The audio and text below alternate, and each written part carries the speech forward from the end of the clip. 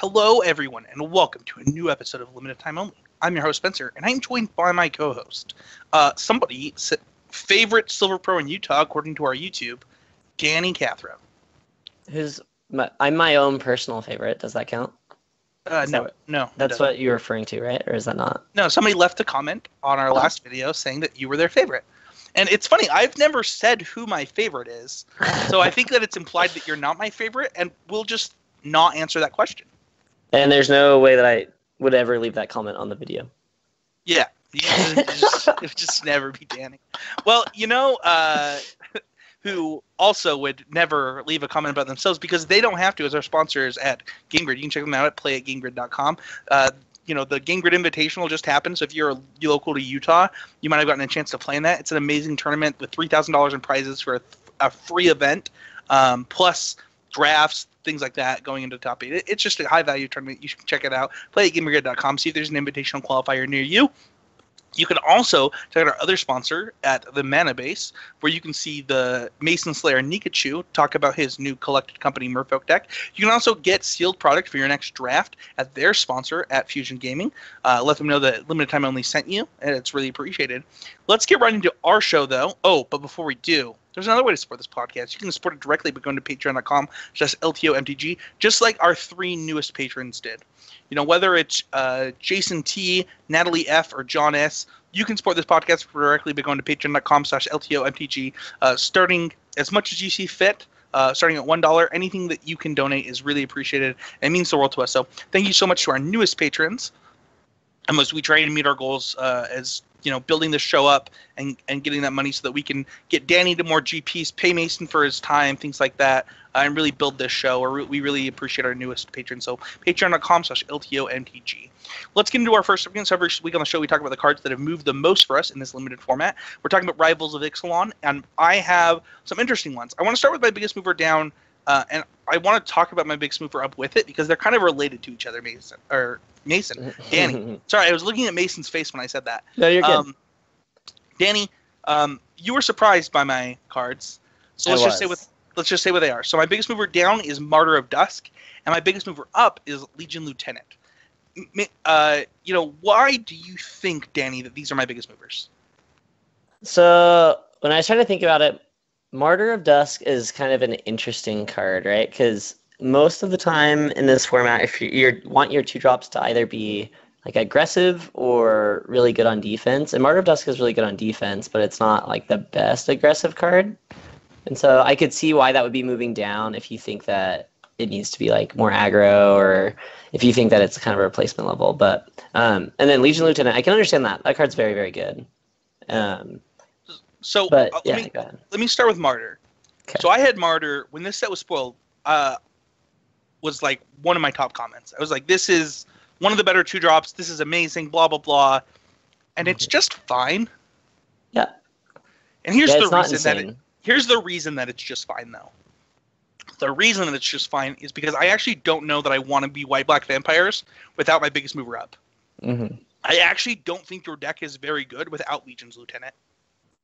Yeah, you either need one of the bomb rares. Yeah. You either need one of the bomb rares or you need Legion Lieutenant in order to get a good vampire deck.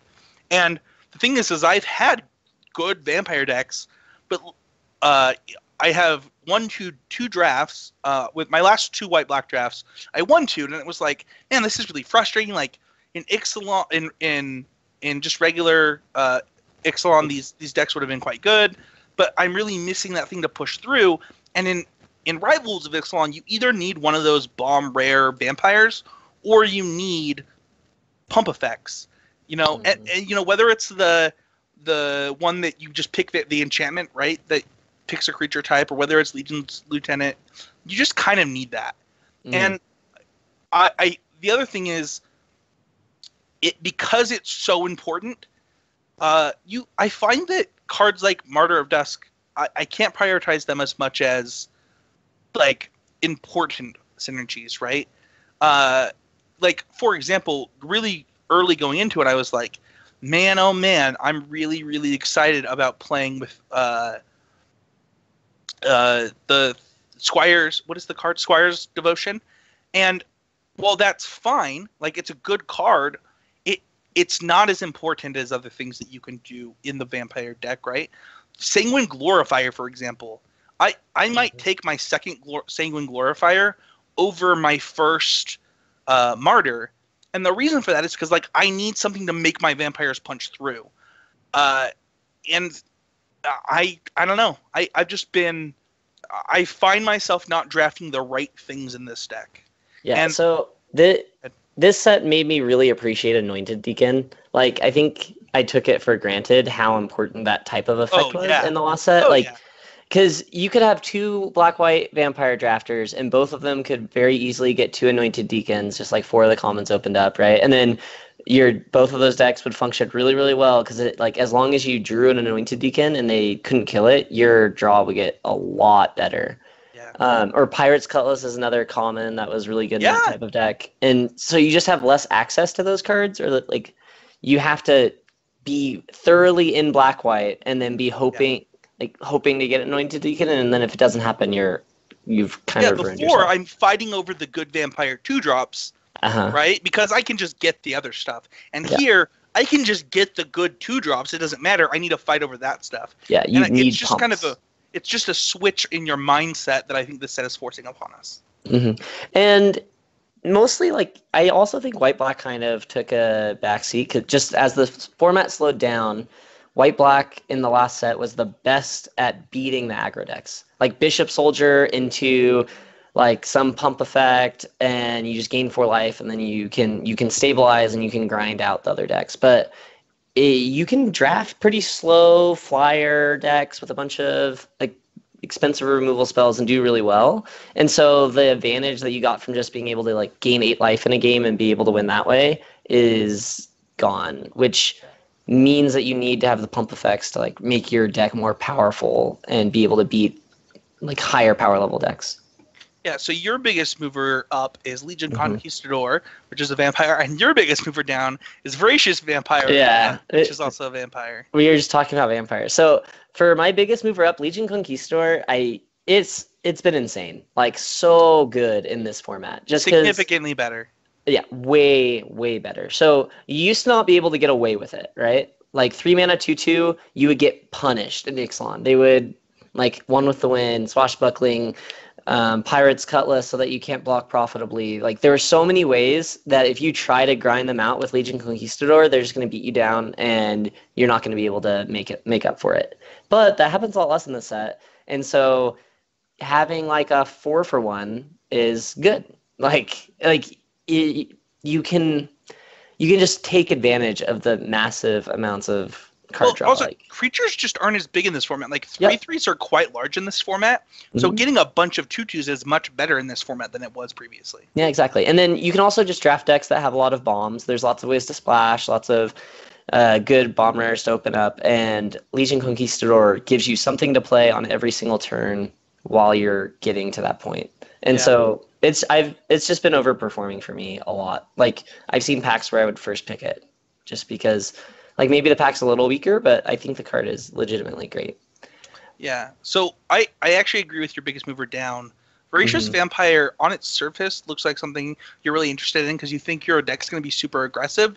But the problem is like the 3 mana, the backside of this card, the backside, is worse than it looks. Like, it doesn't block well on the crackback, and like, what decks is it good against, right? Like, it's not, Voracious Vampire is just not good against a lot of decks.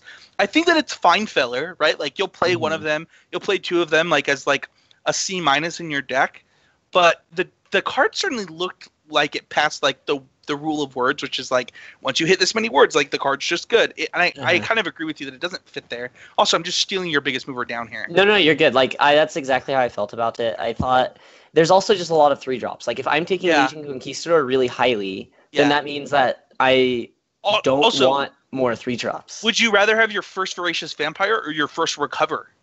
Yeah, and Recover which is weird. Like, had you told me that at the beginning of the set, I'm like, yeah, Recover's like whatever. But like, no, I actually just want one Recover in most of my decks. Exactly one in almost every deck. But like Voracious Vampire, it doesn't do enough. And like you said, the 2/2 body is just underwhelming. And yeah, maybe I was too high on it initially, but I don't like I it. mean, it's an evasive body that makes an evasive thing, right? Yeah. And the way that we looked at vampires before is it was this hyper aggressive deck. And the thing is I think that like if you had 1-drop vampires at common, I think this card would be way better.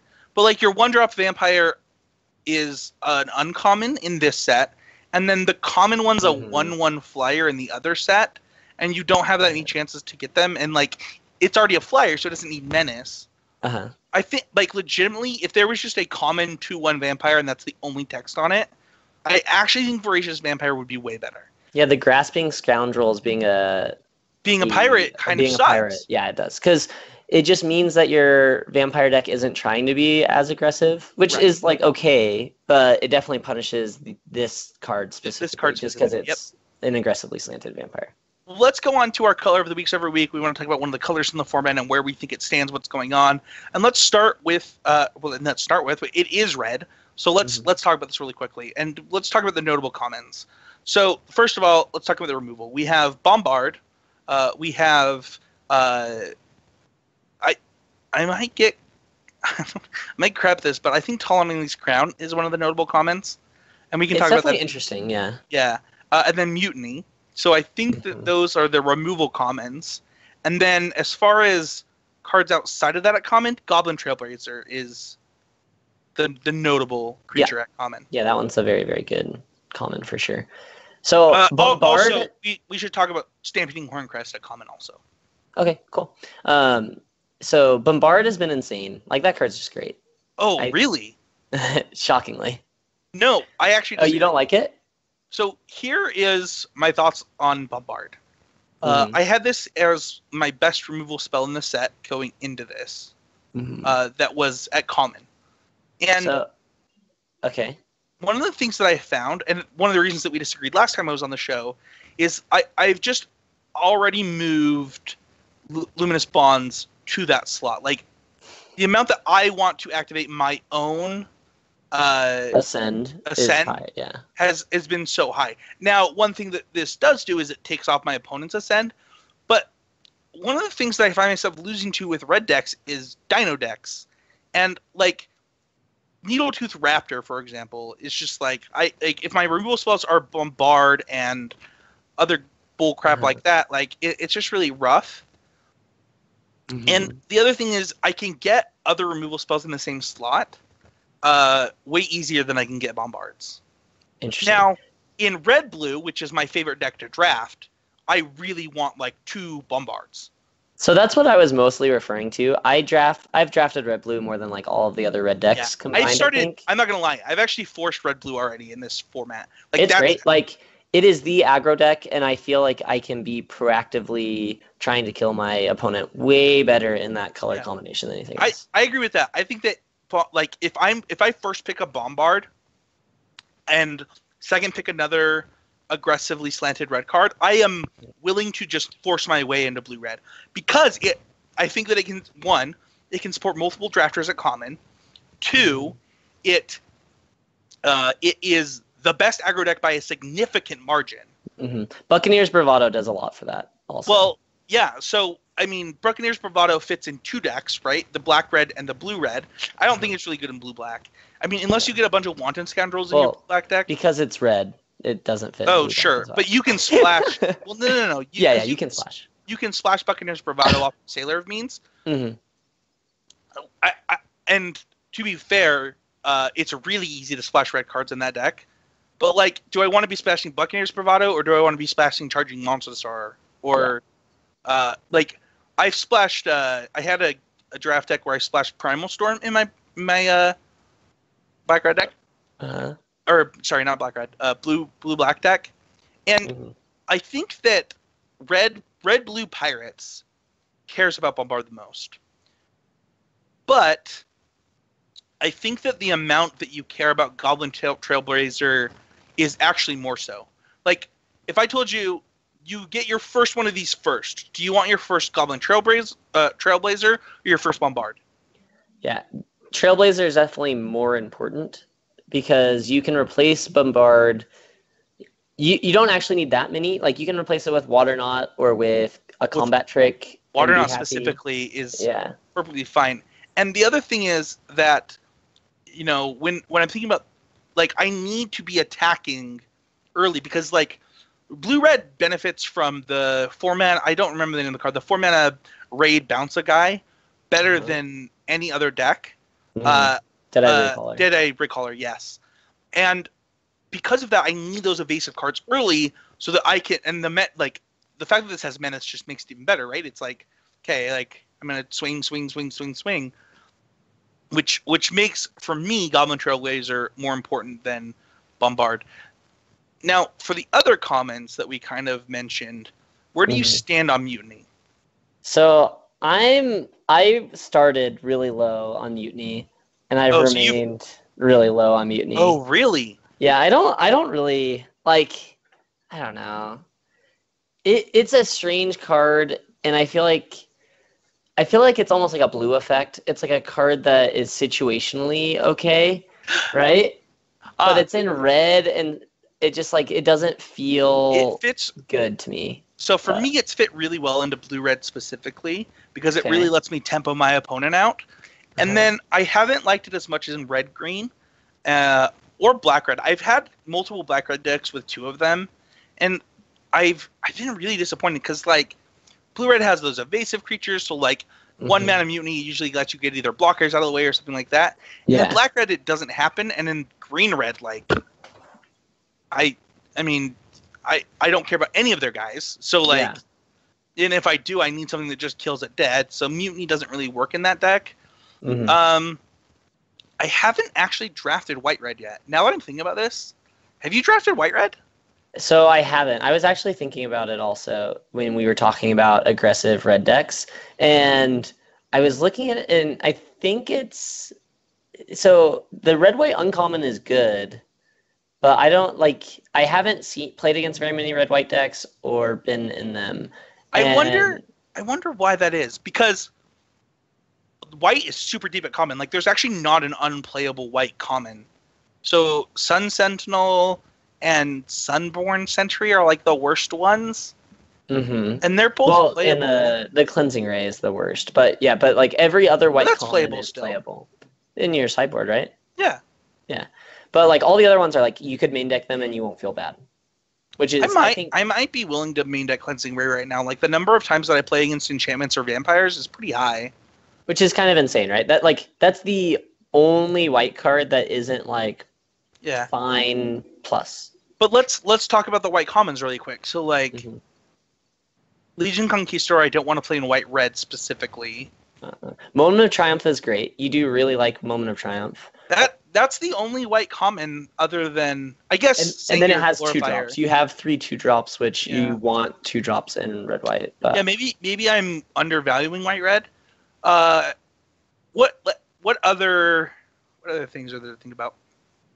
I think that red suffers from having a couple of mediocre commons, if we can talk about that really quick. The number of times I've played against Sun-Collared Raptor, it makes me super happy. I don't know why people play that card so much. Or Brazen Freebooter is pretty underwhelming. The 4-mana 3/3 that gets a treasure. Like, it's just, it feels like a bad Sailor of Means. Like, going from 4 to 6 is way worse than going from 3 to 4, and then the bodies are pretty comparable, right? Like, you're paying 3 mana for a 1/4 versus a 3/3. I think that while I would it's actually weird. Orazka Raptor is a card that I would expect, because of the size of the bodies in this format, would be really good. I don't want one. Like, it's not going to be good in your aggressive deck, right? Because you want your 4-drops to do more, like to be more aggressive, or you'd rather just play a 2-drop or a removal or a combat trick, right? And then if you're trying to play like a big green deck, there's just better things, right? Like if you're trying to be in a dinosaur deck, you'd rather have the 3/4 reach from the last set, or you'd rather have like the dinosaur call, or the 2/4 that makes dinosaurs cheaper. And also red has Shatter, which isn't great, obviously. Yeah. Fanatical Firebrand's not very good. Like, it has a lot of underwhelming commons. Is there any commons that stick out to you more in sealed than in draft? For me, I think that Swagging Corsair is one that I find myself playing more in sealed because it helps me with my aggressive decks in sealed, and I can get whatever I want in that slot in draft. Not to say that it's better, but it just helps me more in sealed to have that 3/3 for 3. Yeah. That makes sense. Like we'll be talking about this later, but in sealed, it's very, very important that you're on either end of the spectrum. I think you need to have really, really bomby bombs and removal. And if you don't have that, like if you don't have access to that, then you must patch together whatever aggressive deck you can. And so the ability to be able to curve a 2-drop into a 3/3 for 3 is definitely something that you need access to. Let's talk about the last 2 commons really quick that we mentioned. Let's talk about Stampeding Horncrest. I don't know how they printed this card at common. This card is very good. Yeah, I mean, in theory, it's good. It's hard to find it. I don't know. So it's not good in red-blue, which I think is the best red deck by a lot, right? Yes, but it's very good in red-white and red-green. Uh-huh. And I just think I've played against this card multiple times where I was like... Oh, no, when it works, it's great.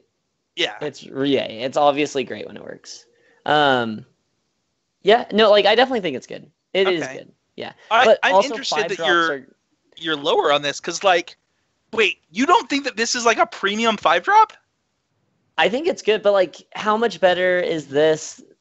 Like, so 5-drops is just so much competition, right? Like, you can play 2 or 3 of them. Well, there's not... So, there's only one other 5-drop in... There's actually not another one at common. And at uncommon in red, you have the Charging Tuscadon. But if you look at white and if you look at green, like the cards that you want this in, I'd rather have this than an Imperial Ceratops. I'd rather have this than Suncrusted whatever at common, right? And then if you look at green, I would definitely rather have this than the one that makes Sapper. The Armasaur, yeah. So, and I would rather have it than Cephadon. And I would rather have... I mean, I might rather have this than my first Colossal Dreadmaw in this format. And that's not nothing. Yeah, so it definitely does hinge on the uncommons of why I'm more low on it. Like, I feel like I'll get a Crested Herdcaller or but that's only one 5-drop, right? Sure. You would play both your first Crested Herdcaller and your first what are we talking? I always get a Monstersaurus. So lucky you. Sure. If you compare this card to Monstersaur, both the cards that we're comparing this to are uncommons, and this card's a common. No, it's true. Like this, I'm not saying this card's bad. I think a lot of times I just I like my decks to have rares at the top of the curve and uncommons lower on the curve. Like that's just a lot of times how it works out. And so if I'm playing this, like it's a good replacement, right? Because if it's a 4/4 haste for 5. Like that's a powerful enough effect, and it can definitely end a game. So I definitely am probably too low on it. But like you said, Colossal Dreadmaw, like that is like I'd rather just play a Colossal Dreadmaw a lot of times, and just skip my 5-drop, especially if I'm gonna have the 2/4 that makes dinosaurs cost less or other ways. And so that's kind of how I've approached it. But I think it would be really good in red-white if I had drafted that. Talonani's Crown. Yeah. This card has overperformed in every deck I've played it in. Mm-hmm. I definitely Talonani's Crown into Buccaneer Bravados people for a bajillion. That always feels good. Yep, I also have done that. It's just a card that, on its surface, you're like, oh, I'm going to rage my dinosaurs. And then you play it, you're like, I'm not going to rage my dinosaurs. I'm going to either kill your guy to get things out of the way for my... Yeah. Or like in your dino deck, I'll just kill your 2/1 Menace. Yep.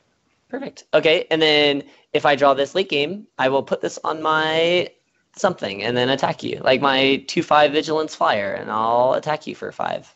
Yeah.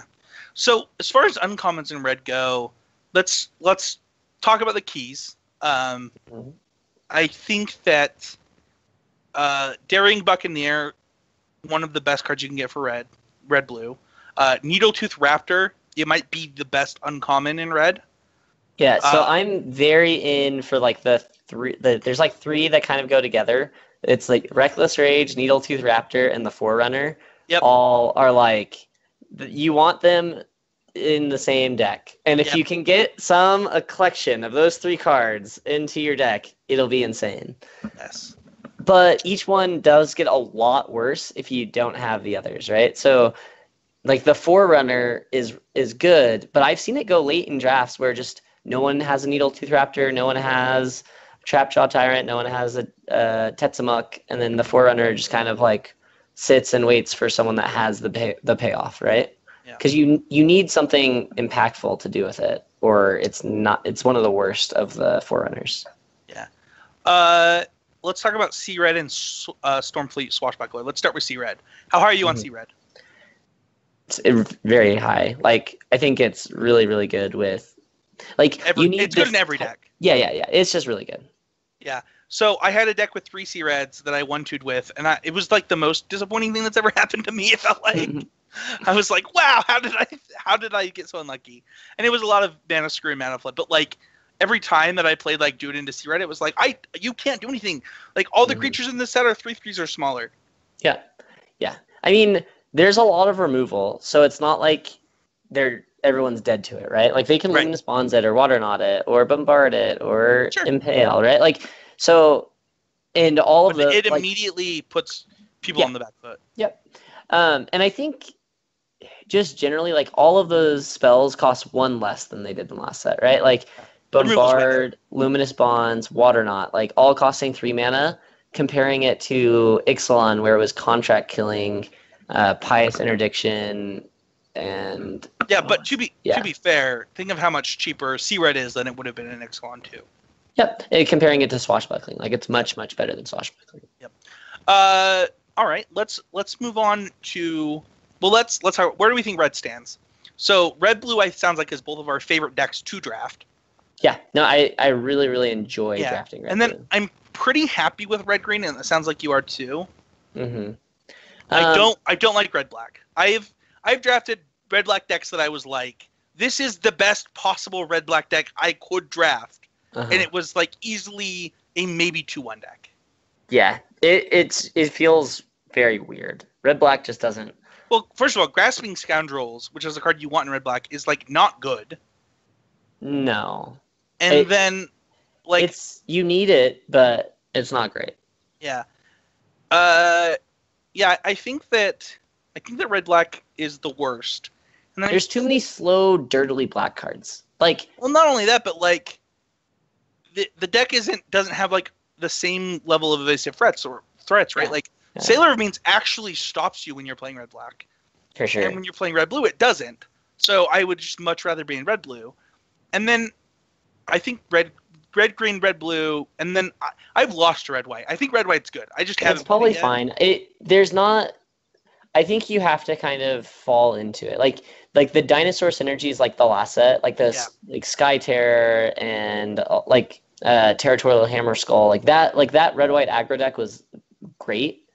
But in this set, that's not what Red White can really do, and so you have to get uncommons to kind of really get in it, I think. Well, let's move on to our training round. So every week on the show, we want to talk about something that's going to help you improve at Magic the Gathering. This week, we're going to focus on Rivals of Ixalan Sealed. And we're trying something new this week. So Danny has graciously taken over writing the show. And he is now going to be hosting this part of the show every week. So, Danny, take it away. Talk to us about the training grounds this week, which is Rivals of Ixalan Sealed.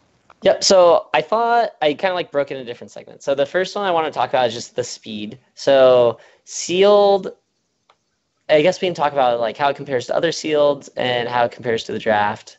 And so from my impression, it's like the spectrum, like you have to be on either end of the spectrum because I think the format is very slow because there's lots of good removal in Rivals and so everyone has access to removal spells and there's like Legion, there's a lot of good ways to slow the game down, and there's good bombs, and so you can reliably win the game by just casting Sailor of Means, Don't Die, Tetsamok. Like lots of games in like that, and so if you you have to plan on that being the default to how a lot of your opponents are going to play, and you either need to be trying to outbomb them or get under them. you played one, like, is that how most of your games have felt as you've played through it? So I think this is definitely a print set, and the thing is like, so I won a PPTQ 2 weeks ago on it playing sealed, and my deck was insane. It was like I had 5 evasive 2 drops. It was red blue, right? Like it was the nut red blue deck, and I was like, okay, well this is clearly the best thing that you can be doing. Yeah. And then I didn't care about their bombs, right? Because like Yeah. I had the nut blue red deck, and then today like I played a PTQ online where most of my games are won from my bombs, and it's I won the Tetsamok mirror, which is a powerful mirror match, and then there's just so many things going on where there's a reason the removal is cheaper in this set, because if it wasn't, like it would be a miserable format. And I think that it's either you have so for example, one of the matches I lost, my opponent went daring whatever the one red 2/2 into Want His Scoundrels into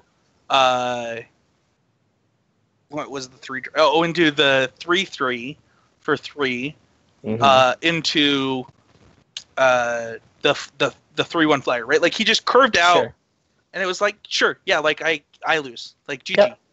And I think that you have to be on, like Danny said, one side of the spectrum. Yeah, there's so many bombs that are like in a vacuum completely unbeatable. Like unless you outbomb them, right? So just kind of looking down, and these are at rare, not even mythic. Hadana's Climb, unbeatable. Like that card's insane. Profane Procession. Yeah, go ahead. Can we rewind? Because I think that what's really important and what changed this format so much is they put the Elder Dinosaurs at rare. Rare, yeah. No, it completely changed how the set plays out. Because I played against Zephyla Primal Dawn 3 times today. Oh, the 8-mana white one? Yes. Yeah, and that's just like, that's a very playable card in Sealed, right? Like, yeah, of course I'll play my Zitalpa, and I'll just try to ramp it out. Why not? No, you don't even have to ramp it out. I played against it in blue-white. They just, 8 lands, They just played it. Yeah. And the thing is, Galta is completely ridiculous, right? Also rare. Yeah. The only one that's not insane is the blue. The blue one. Kind of bad. Yeah. But so there's that's for if it Tetsamok is almost unbeatable just because it doesn't matter if it survives. Like it literally it plague wins you. The game around it. Yeah, it completely changes. And how so does the red goes. one. The red one you have to kill it. If you kill it, you're fine, but you have to kill it or you instantly die. Doesn't it ETB also? No, it doesn't ETB. No, it's only attack. Oh, okay. Yeah. So the other 3 you can kill, technically, and you are okay, which means that it makes the removal really good, right? And so if you look at the mythics, right, each color only gets 1 mythic. If you look at red, Rekindling Phoenix is basically completely insane, right? Yeah, that one. If you look at Twilight Prophets, insane. Yeah. If you look at white, it has Trapjaw Tyrant, completely insane. If you look at blue, what is blue's mythic? Blue's mythic is the extra it's the time walk one. That one's not very good. It's not very good. Is red the Ascend guy? No, red was the Phoenix. Oh, red was the Phoenix. Oh my gosh, killing all these summoners at rare too. That card also is quite good. Yeah. I mean, no, there's a lot. I think you were right though. Mainly it's the dragons being at rare when they are mythic cards. Dragons. But you just see them so much more often that when you're playing sealed, you are so likely to play against a completely insane bomb. And there's also the artifact that wins the game. What's that one?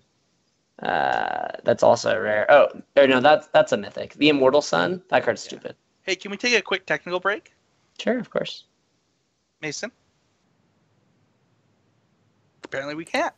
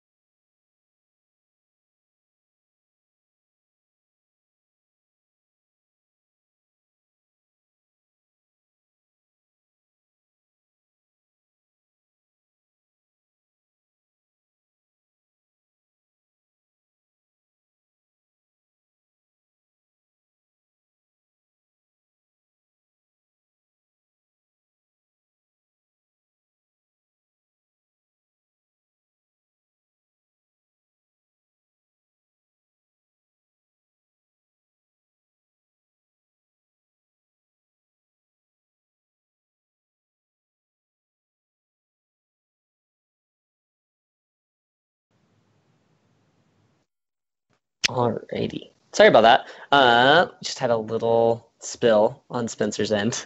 That's Or true. a big one. One of the two. It was a large spell. It wasn't little. But yeah, I think that Blame the mostly pineapple. Ooh, and pineapple. Ooh, the pineapple spilled. Yeah, the pineapple spilled. If you're watching on video, you can see it. It's a pineapple. No, so the thing is what is the difference in draft? Might be like the next question. Mm-hmm. Go ahead.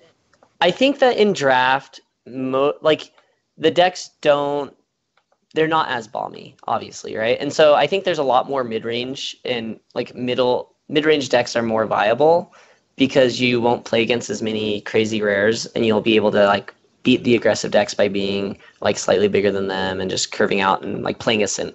Like the Ascend deck is very, very good in draft. Mm-hmm. Whereas in Sealed, if you're trying to win with Snubhorn Sentries, it's harder just because you're gonna like that's not the power level that the format's gonna be about.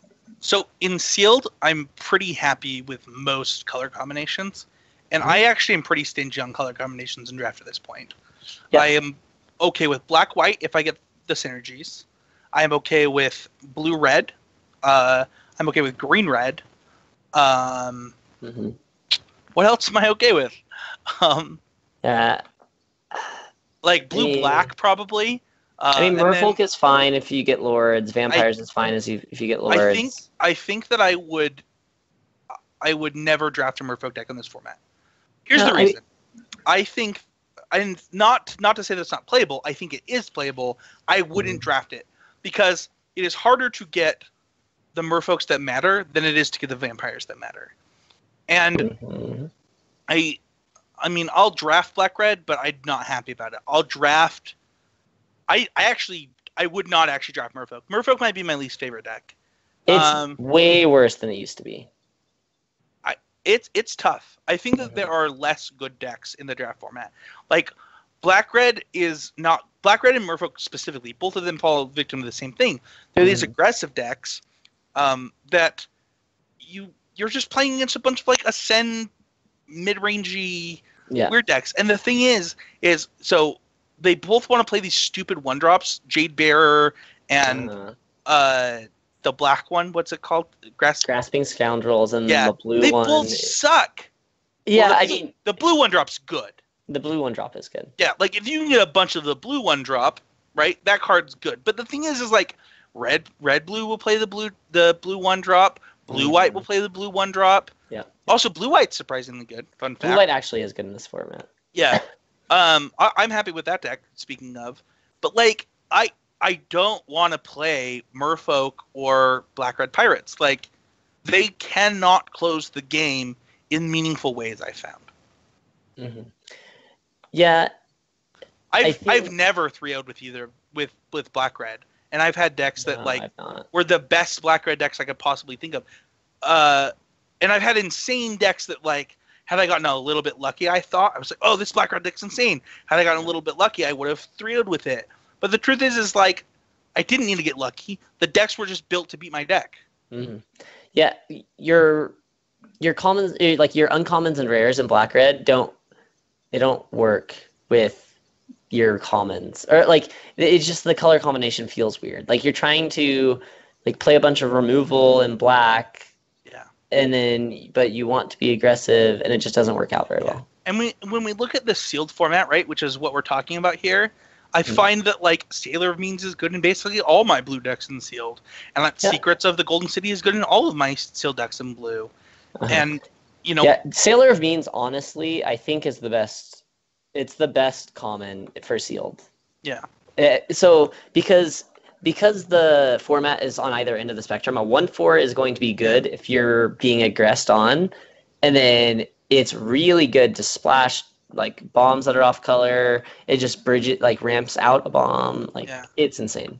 I mean, if you had talked to me about like Hornswoggle being an uncommon at the beginning of this format, I would be like, why? That's so stupid. But then playing the sealed format, it's like, oh, I know why Hornswoggle. That would have been really good at common. It would have been insane at common. Yeah, it's so ridiculous. Just for sealed, like in draft, it would have been fine. I don't think it would have been that good. But the way that the sealed format plays out, it definitely is heavily leaning towards the the rare dinosaurs. So you were saying that in sealed, you don't really care about which color you play. And so I feel the same way. And I think a lot of the reason why that is because like when I'm building my sealed deck, it's pretty straightforward. If I have a crazy bomb, then I'm going to try to use that color, and then I will support it with the deepest color, which in my experience has been white. Like we were talking about how all the white cards are playable, all the white commons. And so when you're going through your sealed pool, your white is just really deep, almost always. And so I've had a lot of white X decks in sealed. I find that my decks are blue or white in sealed pretty often. And the reason for that, it's like, you know, Deadeye Rig Hauler, Sailor of Means, Waterknot, Secrets of the City, and then in white, it's every single common. You know, Crashing Tide, same thing. Like, I'm gonna play random Merfolk in my deck for literally no reason. I don't know why. And then, you know, it just happens to come up that way. And the problem, I mean, we've already talked about this a little bit. The problem with black is like it kind of pulls you in multiple directions. Green, that's not true of. Green is green, the commons are good in basically every deck other than Jade Bearer, right? Like, and the Night green of is generally a good sealed color, just because green's kind of thing is big dumb idiots, and that's good in sealed. And red, I don't know that I've played anything but green, red, and blue, red in sealed. Have you? So no, but I think red.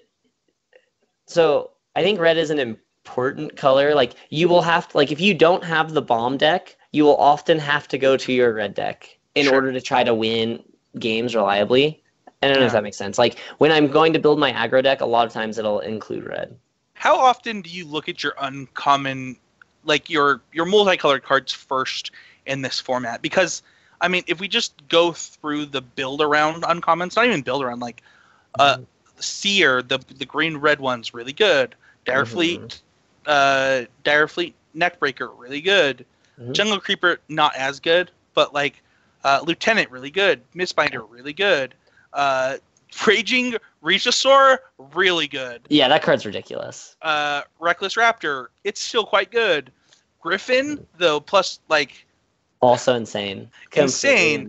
Stormfleet Sprinter, insane. So like the only one that's not insane in all of this is Jungle Creeper, and it's still playable. No, that card's like actually good though. Like I mean, it's not normal. It's not on the level of the other ones, but it's still good.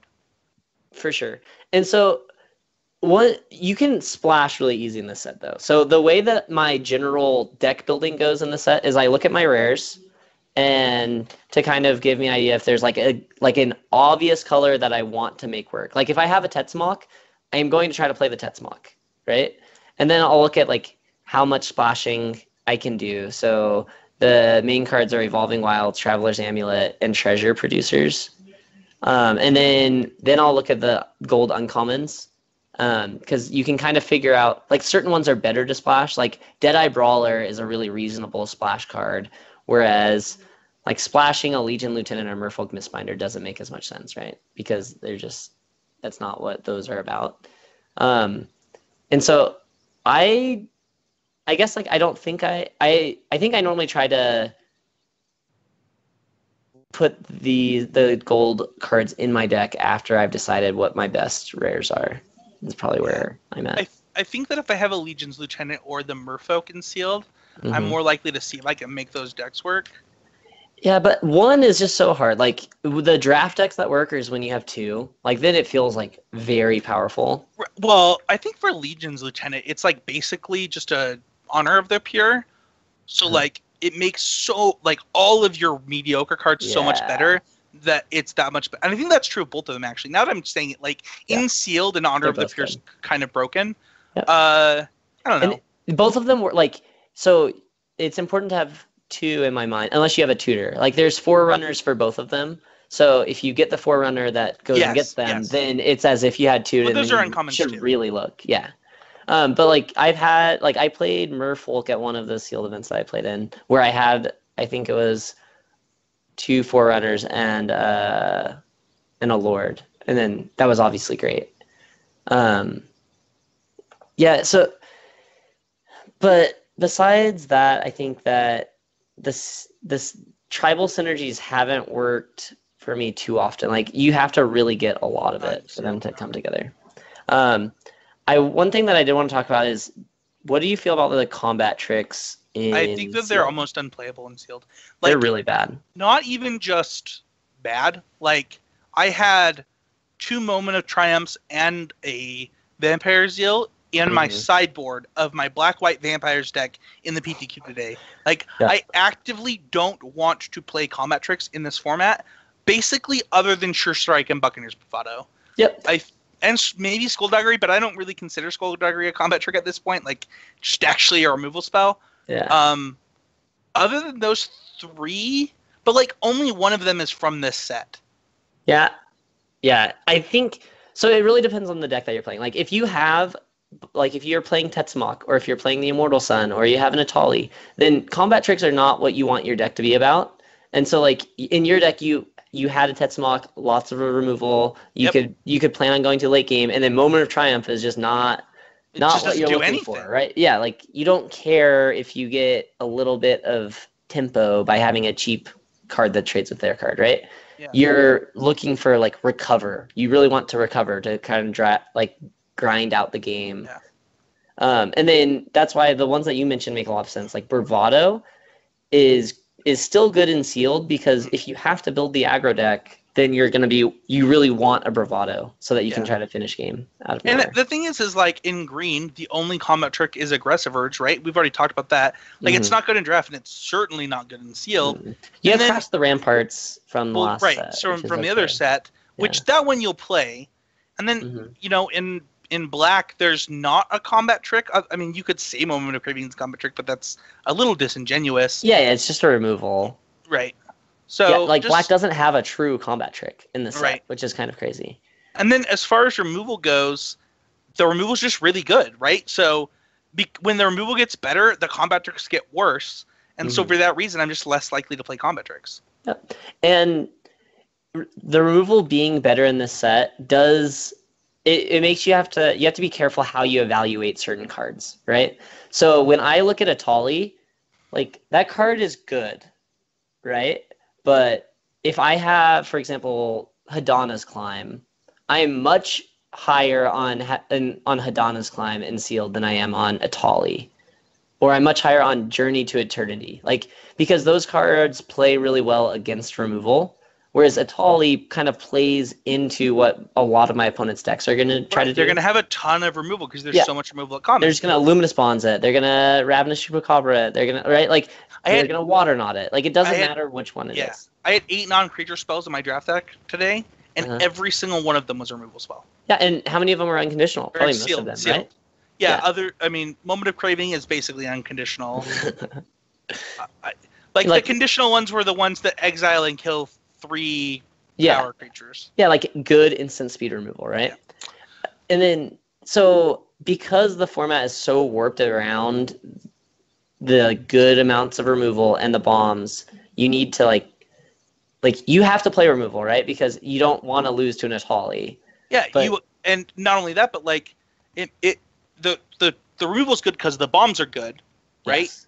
And then because of that, you want to just make the removal not matter by playing aggressive decks. Yeah, exactly. So a lot of I think this set you can benefit a lot from making sure that you build your deck correctly. You can very easily misbuild and just build a very medium deck. What?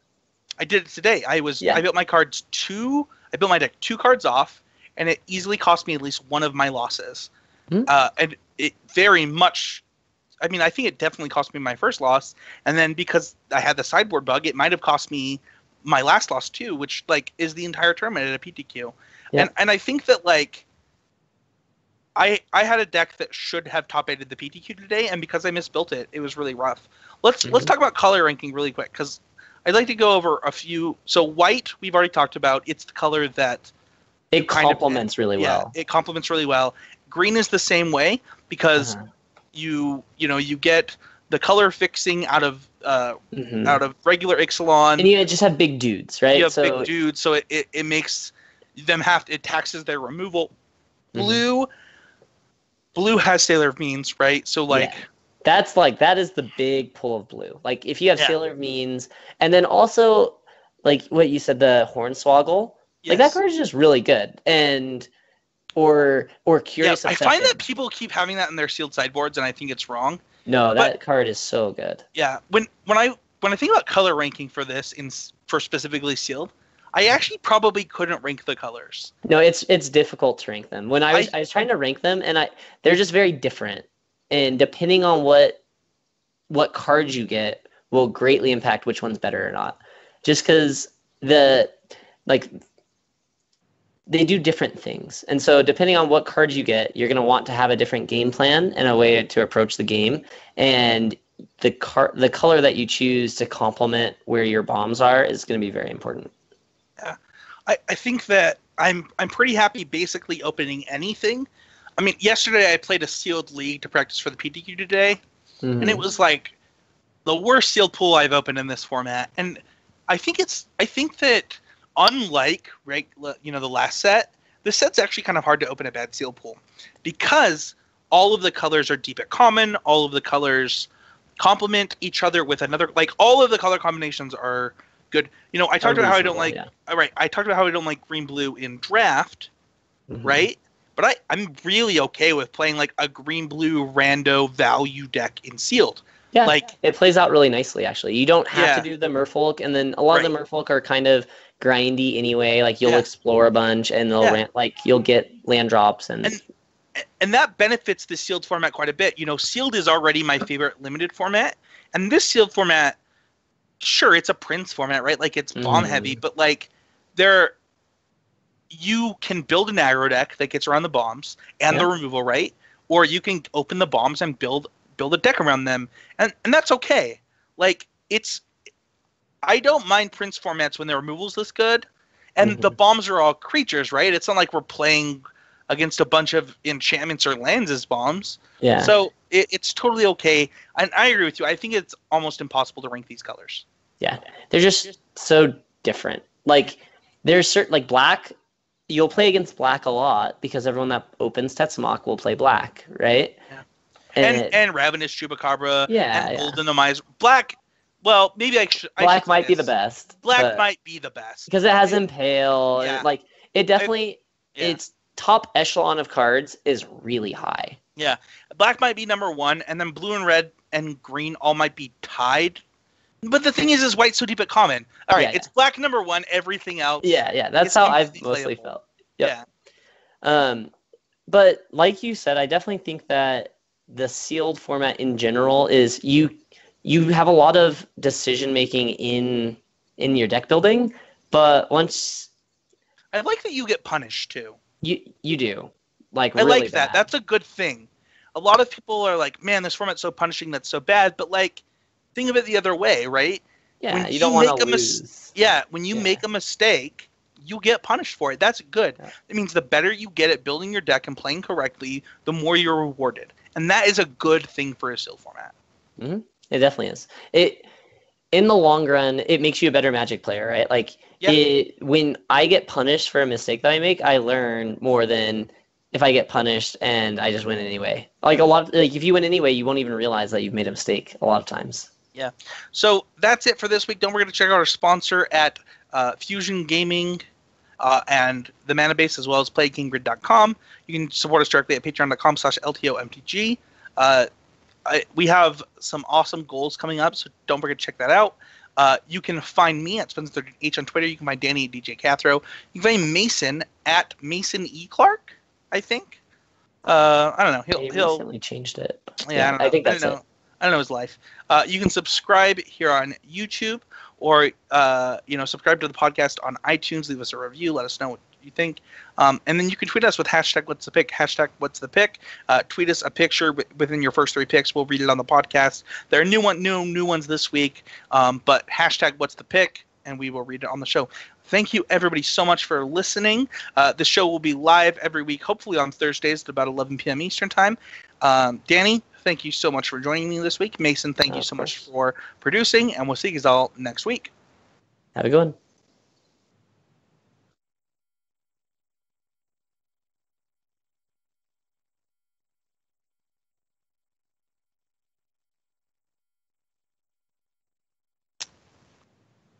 Mason, are you there, buddy? He was playing a league, I think, but I'm not sure. Hello, everybody. We're still here. I guess we're still here, but oh man, we are definitely still live. it's fine. You can just hang out.